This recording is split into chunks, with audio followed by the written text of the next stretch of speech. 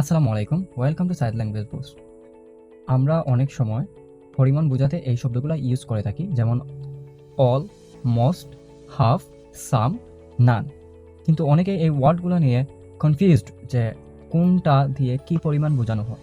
So আজকে আমি এই বিষয়গুলো ক্লিয়ার করে দিচ্ছি আপনাদের। অল অল মানে ঠিক কতটুকু। অল মানে হচ্ছে সব, অর্থাৎ সবগুলা। আমরা যখন সবগুলো বোঝাতে চাইবো তখন আমরা অল ইউজ করতে পারি। মোস্ট আমরা কখন ইউজ করব? যখন আমরা সবগুলার মধ্যে যখন সবচেয়ে বেশি, অর্থাৎ ৩ অংশের ২ অংশ বোঝাতে চাইব, ৩ ভাগের ২ ভাগ যখন আমরা বোঝাতে চাইব তখন আমরা ইউজ করতে পারি মোস্ট।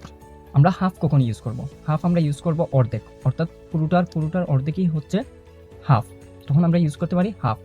সাম সাম অর্থাৎ কিছু। আমরা সাম কখন ইউজ করব?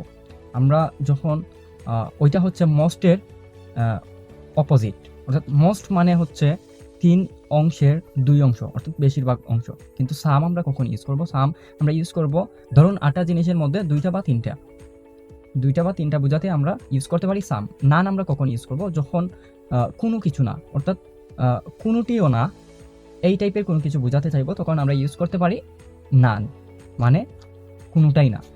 আমি আশা করছি এগুলোর মধ্যে আপনাদের যে কনফিউশন ছিল সেটা এখন দূর হয়েছে। এরকম ভিডিও পেতে আমার পেজটি ফলো করে পাশেই থাকুন। ধন্যবাদ।